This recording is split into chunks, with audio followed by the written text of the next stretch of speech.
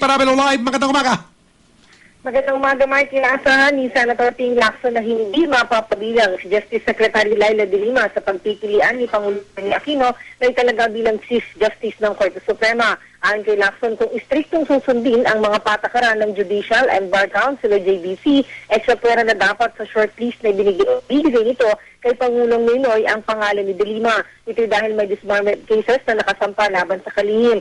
Sa Rule 4, Section 5 ng rules ng JBC, otomatikong diskwalipikado sa nominasyon at appointment sa judikatura kapag naharap sa criminal o regular na administrative cases.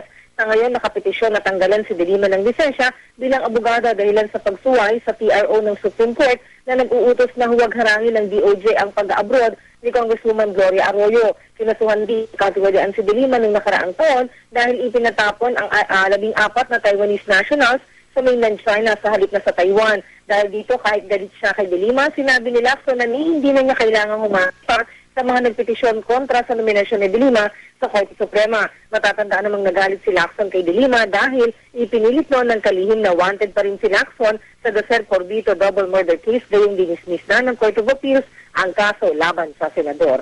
Ayon kapuso, Nin Faravelo. Nagulat sa Super Balito sa umaga, nationwide.